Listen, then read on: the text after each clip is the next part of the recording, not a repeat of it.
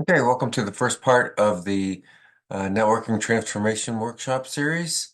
Today we're going to reframe 9 negative networking beliefs, and we'll give you time so that you can actually process the information we're going to review and apply it going forward.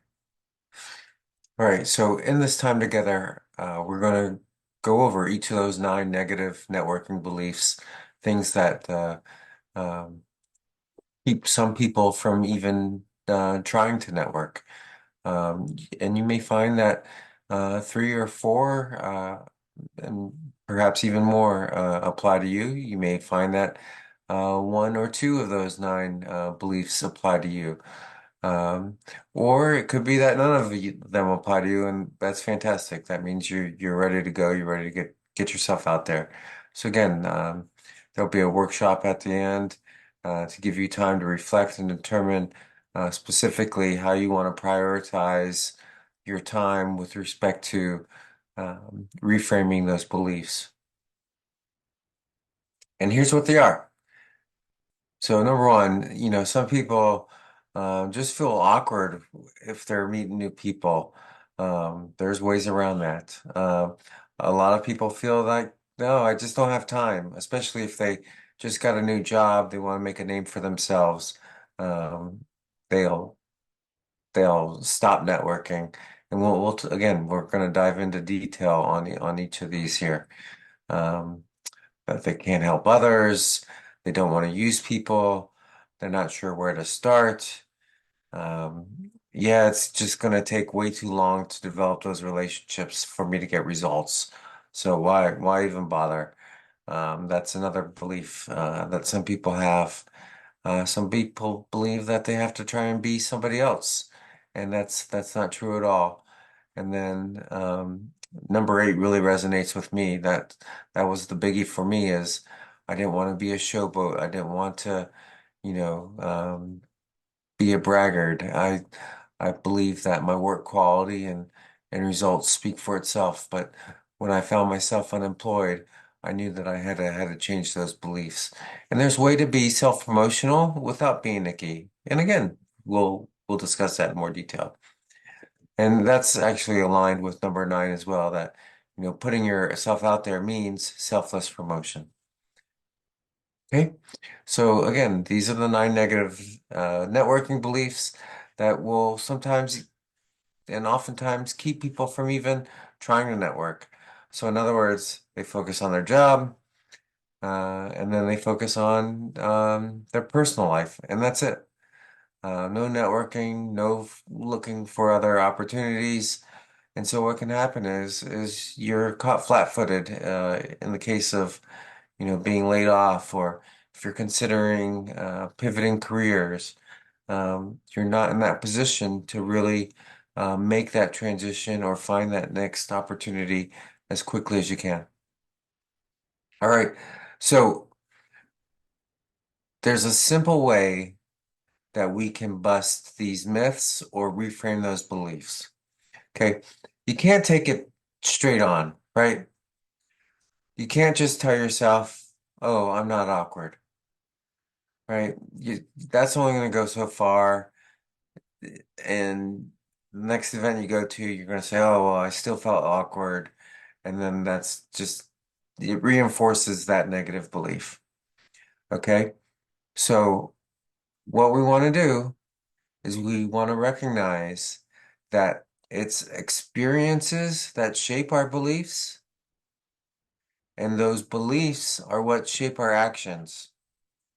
And so if we create new experiences for ourselves, we can then formulate those new beliefs, and those new beliefs will reinforce what our new actions are.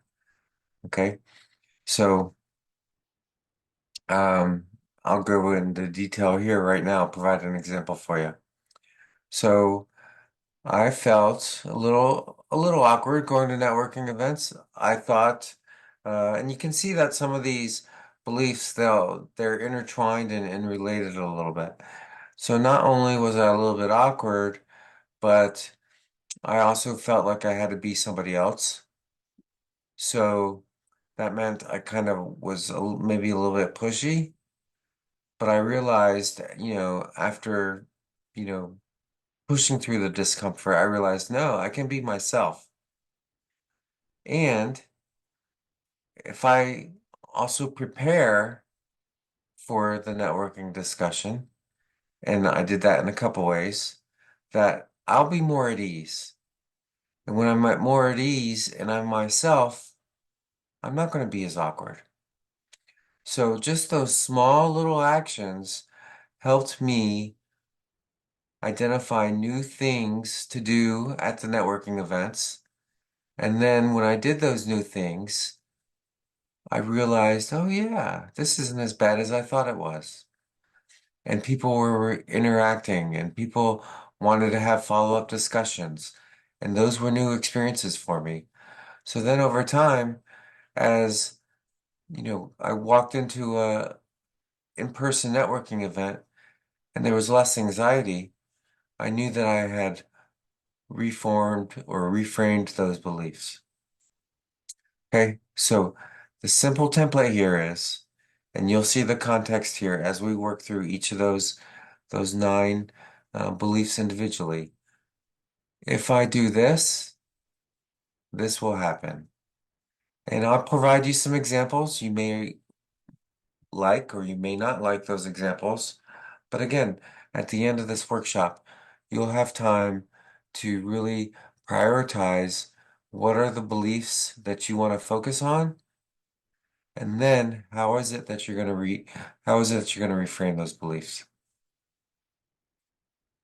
All right, so let's dive in. Number one, I feel awkward. So it could be, how does that play out?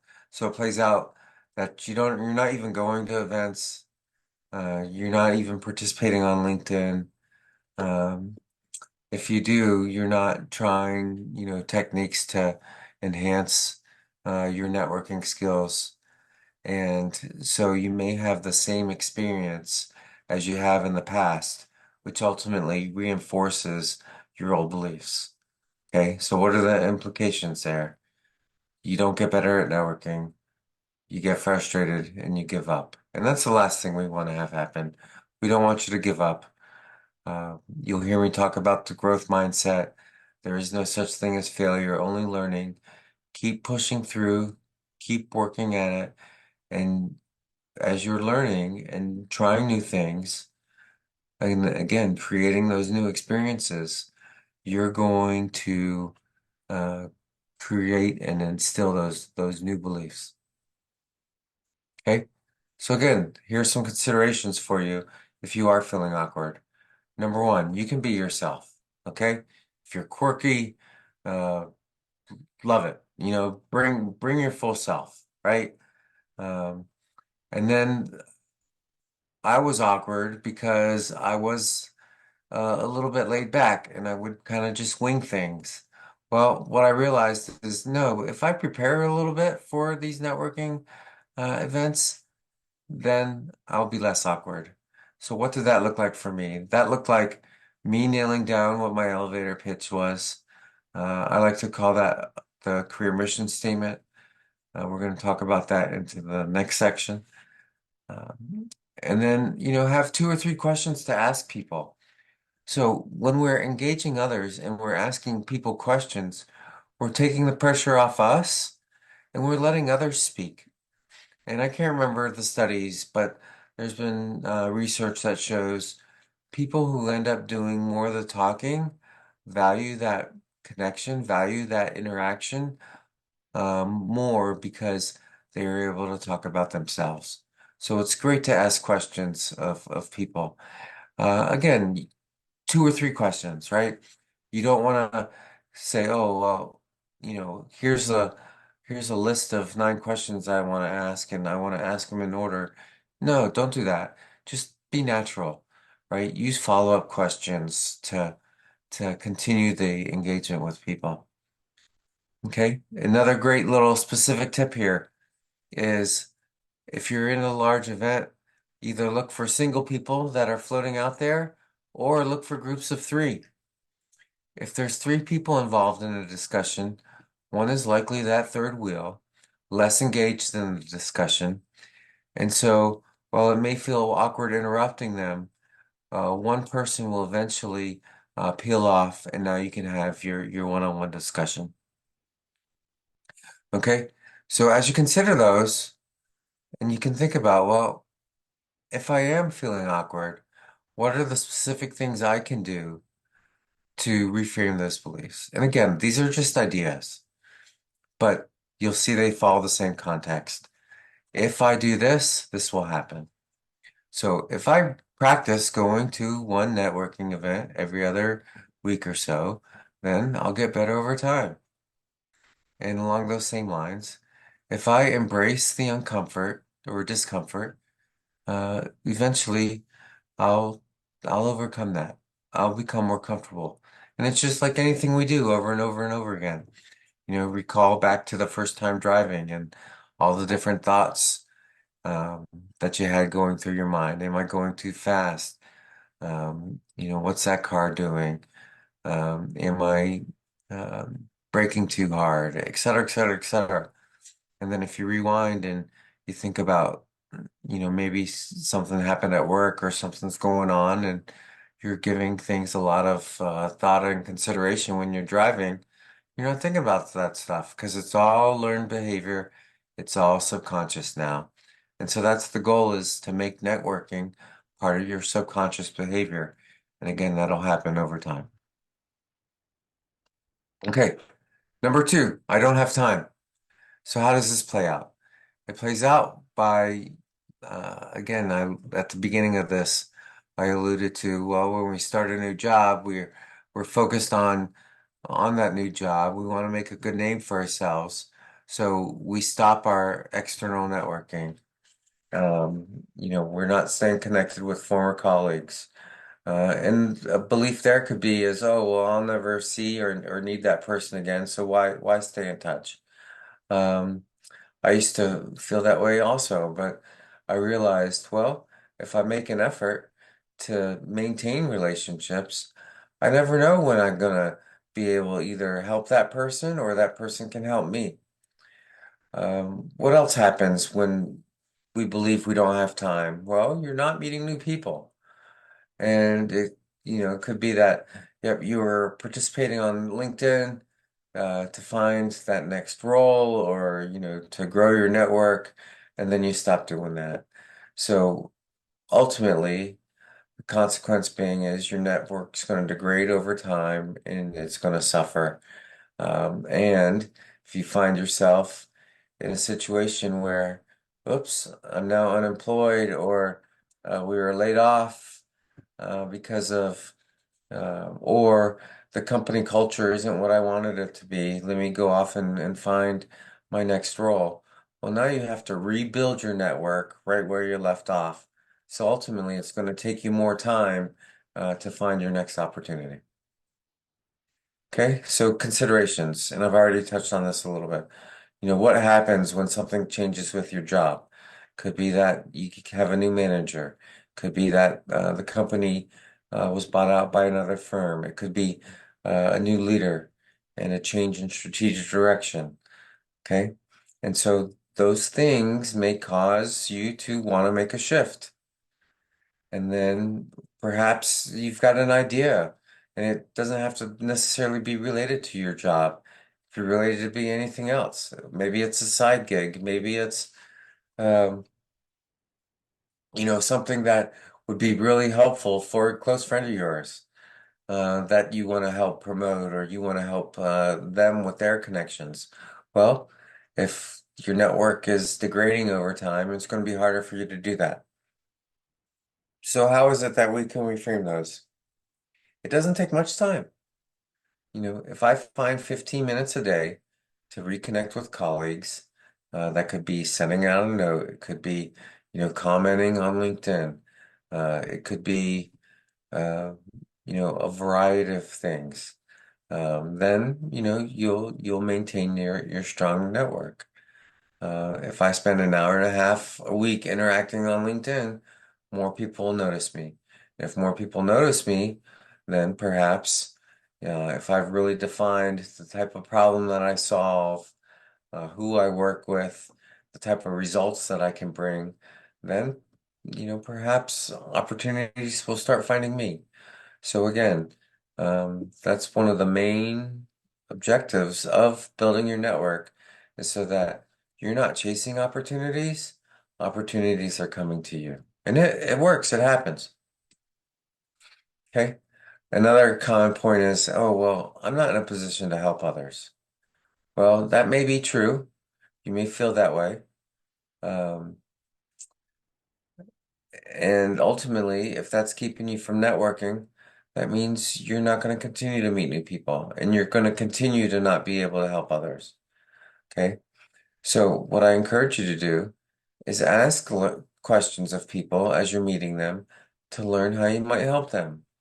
And again, we're going to go into more detail later in the workshop series.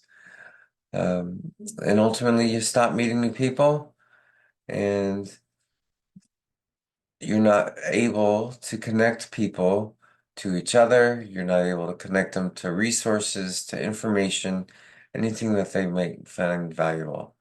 So, in other words, by you not being able to help people, you're not going to be able to stay connected with your network.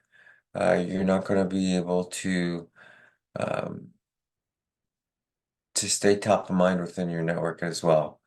So the key is to capture, and let's get into it. What are it doesn't just have to be from a business perspective. It can also be from a personal. Is there something in common that you have in person with the person? Are you both Steelers fans? Did you go to the same school? Do you have the same hobbies? Are there other ways for you to connect in addition to just the business or transactional side of things? Okay. And so as you start meeting more people, you're going to be able to connect more people with each other. And as you develop your knowledge and skills, um, and especially knowledge of others people's interests, you're going to be able to connect them with each other. And so that's the goal here is serving as that connector. The more you can serve as a connector, then the more value your network is going to um, uh, assume that you have. And they're going to see it. Oh, well, I appreciate Gus because he connected me with this person, or he sent me this article, or they invited me to this event. If you're doing those type of things, people will people will uh, be more open to helping you. Some may need to be asked to help. Others will say, "Oh, well, I know what Gus needs, and here's something that he might find helpful," and they'll send you information without you asking. Okay, so how can we reframe that? So we can reframe it. If I ask about others' interests, I'll be perceived as a giver and not just as a taker. And if I track down those interests, whether it's capturing in a spreadsheet, whether it's writing them in a journal that I referred back to, I'll then be able to remember better and I'll be able to connect them with resources, suggestions, introductions, again, anything that they may value. So now, as a result, I am able to provide net value to my network. Okay, along those same lines, I don't want to use people. So that means you're not asking for help. Your strong sense of pride and responsibility uh, can end you or cause you to, again, not ask for help. When I was unemployed, I thought, you know what, I've got this. I've got good skills. I had some successful projects. My resume and my accomplishments, again, they speak for themselves. So I don't need to ask for help. Well, as a result, no one's aware of what you need. Okay. So then, by you kind of isolating yourself, that means you're not connecting with others. You're not understanding what they want, what they value. and you're not able to help them. And then if you're not helping them, you're not going to feel as comfortable asking for help. Okay? And so, you know, if you show that, yes, you're willing to give, you're willing to contribute, you're willing to, advocate for others, then that just shows to your giving spirit. And then when you have a specific ask, people will, people will go out of the way to help you. So again, if I stay connected with people and find ways to help them, I won't feel guilty asking for help. So that's the way to reframe, um, not wanting to ask for help. Okay. Some people just don't know where to start. Without a networking plan, you're just not taking action. And as a result, again, you're not networking. And if you're not networking, your network degrades over time. And ultimately, you're going to miss opportunities as a result. Okay. So, one of my favorite quotes with respect to networking is be selfish in your strategy and be selfless in your personal actions, right? So, know what you want, go out and get what you want, but don't be the bull in the china shop. You know, Gently build those relationships, build them for the long term. Don't be transactional. Identify the people that can help you and develop those selfless, meaningful relationships. Okay. And so, after you overcome some of the limiting beliefs, some of the big three things that you can do is number one, know who your target audience, know who can either um, directly influence, either bring you on, hiring you, or if you're own your own business, who can ultimately influence the decision to um, award you a contract, so knowing who your target audience is, but it's not just the decision makers who are advocates, who are allies, who are people that maybe they're serving the same group, but in a different capacity so that you guys can collaborate together without competing. Okay.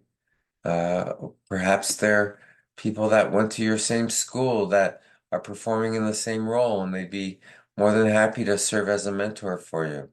So, identifying those types of people that you want to connect with that, again, will help you achieve your personal and your career mission statement, that'll go a long way towards you feeling like, yes, I'm gaining action, I'm gaining momentum here. I've got traction with respect to where I'm taking my career. Okay. And it's not just online, it's not just in person, but pursue both opportunities to really meet new people. And so how can we reframe that? If I take the time, make a date with myself about what I want to do next, I know where I'll be able to focus my networking energy. And if I just get started, I'll eventually figure it out. That's the key. Just get started, start talking with people, let them know what your thinking are, know, re-engage with those that know you really, really well. And then, as you're sharing kind of what your thoughts are and vision is, then see how they react, see what their ideas are. And it could be things that maybe you haven't considered before. And so there's really lots of opportunities for you with respect to reframing, um, you know, getting started, defining your strategy. Okay. Number six, takes too long to get results. Okay. Maybe you've had some discussions with people. Could be that those are, one and done discussions where ultimately uh, you're not uh, you're not getting the benefits of those relationships. Okay. Well, ultimately you decide, this just isn't working for me. And so you continue, decide to not network. And again, your network's going to degrade over time and you're going to miss those opportunities. Okay. So you never know when someone is going to be able to connect you with the right opportunity. Okay. Go in it with the mindset of it is going to take a while. So you're not coming across as desperate or needy, that you are in it for the long haul, that you do want to give, you do want to develop a solid relationship. Yet it could be that just the person that you meet that, hey, you know what? I'm glad you shared that about yourself because I do have an idea for you, and let me connect you with this person. And that person just happens to be the hiring manager. And now you can have that informal discussion, and now they bring you on board. And, so within a matter of weeks, you're interviewing for a role rather than, continuing to just apply online, getting rejection letters, not hearing back.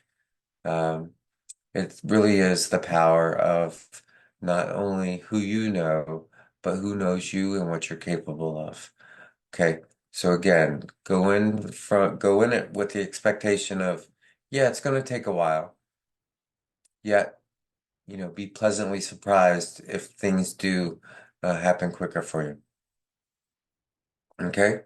So another consideration for you is taking an audit of your networking discussions, right? So really saying, all right, am I getting to know this person as well as I can? Am I finding things in common with them? Am I asking about them? Am I discovering ways to follow up? And are you following up? So by really identifying these new ways to really strengthen the relationship, it'll allow you to have more than just that one initial discussion. And again, that's going to contribute to you building the relationship. Okay. And so how do we reframe it? If I invest time in building new relationships, people will connect me with others and share suggestions. Okay. Three more to go here. Number seven, I have to pretend to be different. You put unneeded stress on yourself and you feel like an imposter at these events. And so as a result, you're just not putting yourself out there. Well, again, you don't have to be someone different. You don't have to come across salesy. You don't have to be pushy. You can be authentic to who you are. Okay. And, just think about, who is quirky and appreciated for who they are. So one person that comes to mind is they're a Peloton instructor. And she's quirky as all get out. But yet, that's who she is. And here she is. She's got a fantastic job. She's got a big following and a big audience on Peloton. And so she's able to use that for other things. I don't know specifically if she's using her Peloton audience yet, but I know of others where it's turned into an ESPN job. It's turned into book deals. It's turned into sponsorships. You know, you never know where networking can take your career. Okay. And it's all because of you're authentic to yourself. Okay. And so, how does the perception that you need to be someone else, how is that affecting your willingness to meet new people? So, bottom line is get out there, put yourself out there, you know. And so, how do we reframe it? If I'm myself, I feel more at ease, right? So, really, just that self-confidence that I can be who I am, still meet people, be authentic to who I am, and people will still respond to that. Okay. The biggie that I touched on earlier, my work quality and results speak for itself, right? This specifically looked like, well, my management is aware of what I'm capable of, so that's good enough. Well, it wasn't. I was with the firm for a long time. The culture was changing. Leadership left. Some leadership was let go. I found myself on a new team where my management wasn't aware of my capabilities. And I had the bad luck of not having a successful project, looking for my next project. It just so happens that my clearance elapsed, and so bad project, clearance no longer active, network in sad shape. I ultimately found myself unemployed. As a result, uh, I missed a lot of opportunities, and I wasn't bringing in the income that I was used to bringing in. So I was flat-footed. By being flat-footed, I missed opportunities. Okay. So oftentimes we don't want to come across as being, a braggart or showboating or, you know, elevating ourselves unneededly. But when we reframe ourselves or we reframe it as not what my accomplishments are, but look who I've helped and how I've helped them, it's that takes the bragging away from it. Okay. And who's missing out by you not being able to help others? Okay. If you're able to scale what you can do across many, many audiences or many, many different people, well, now you're increasing the demand for your services. What does that mean? That means you're going to be able to bring in more income. Okay. So, um, one big thing that really helps is after you finish a project here, I'm speaking to the third bullet on the left, the bottom here. As you finish a project, ask a couple questions to really learn about the impact that you've had. And so those questions are simply, what did I help you and the team achieve? Number two, what was it like working with me? And you send those in a note. And as you're getting responses, now you have testimonials. And now you may have heard of the STAR framework when answering interview questions. So what was the situation? That's the S. What was the task at hand? The T for task, that's the T. What actions did you take? A for actions. And R, what were the results that you saw? Well, now throw a T at the end of it. Here are the testimonials that you get. So now it's start, situation, task, actions, results, testimonials. You can pull all that together, and now you can actually create documents that are now part of your personal brand. You can send it to people that you're having informational networking discussions with. You can send it to your advocates. You can send it to people that you've worked with. You can send it as uh, include it in a thank you note. So lots of different things you can do with this.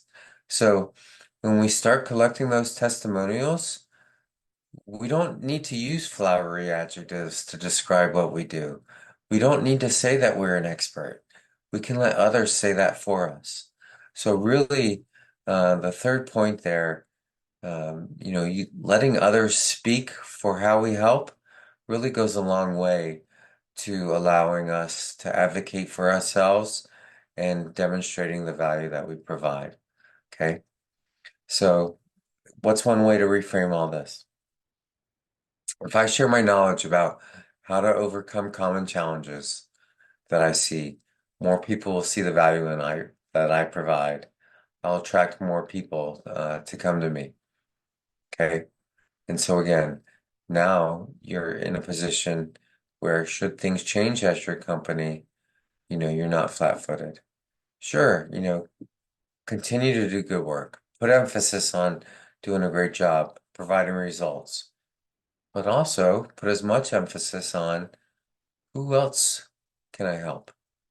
Well, I'll leave it there. Who else can I help?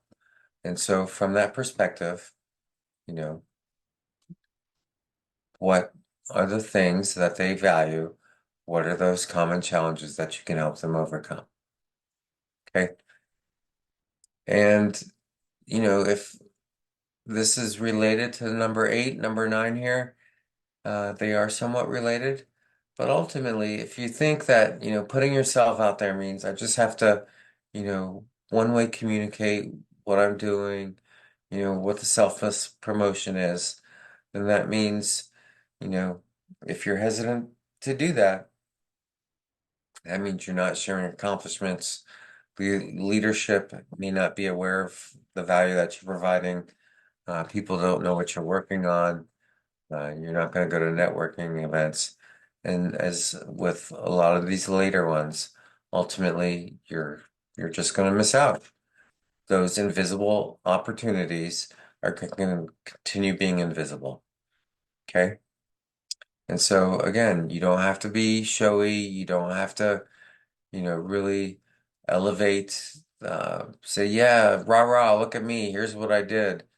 Focus on helping others and you can expand your reach without bragging. And so, again, if you put that emphasis on helping others, you'll feel more natural when networking. Okay, I know we went through that pretty quickly, but those are the 9 ways that, or 9 beliefs that keep people from networking. So we're just going to kind of recap those real quickly. And as we go through this, I want you to start thinking about, you know, what are the top 2 or 3 that I need to reframe? Okay, so number 1, you can be yourself. Um, Number 2, oh, I'm sorry, I'm not recapping here. Let's just go back. These are just kind of the summary tips, from here. So number 1, you can be yourself. Number 2, practice your storytelling. Number 3, find things that are in common with people. It's again, have a couple questions in your hip pocket so that you can avoid uncomfortable silence. Start small and follow through. You never know where a relationship can go. And again, overcome that fear of rejection. We don't know why people don't respond, and if they don't respond, uh, give them that compassion because we don't know what's going on in their life. Okay. All right. And so on the right are those 9 limiting beliefs that we went through. I want you to use the next 10 minutes and I want you to go through these questions on the left. So again, pick the top 3 or 4, or 2 or 3, and if only 1 or 2 apply to you, that's fantastic. Okay. If you find that 7 applied to you, you know, um, well, you can't work on all 7 at the same time. It becomes overwhelming. So don't overwhelm yourself. Again, work on 1, maybe 2 at a time, but really prioritize um, which ones are most important for you to work on. Okay? So what I want you to do in the next 10 minutes is look at the list on the right, identify the top 2 or 3. Identify what the priority is, which one you want to work on first, and then how will you reframe that belief? So remember, if I do this, this will happen. If I do this will happen. And one more time, if I do this will happen. Okay, so I'm going to give you 10 minutes. I'm going to come off camera and give you that individual time to really think about how you want to reframe those beliefs. And by all means, if you have any questions, feel free to let me know. Okay, I'm going to come off camera, and your 10 minutes starts now.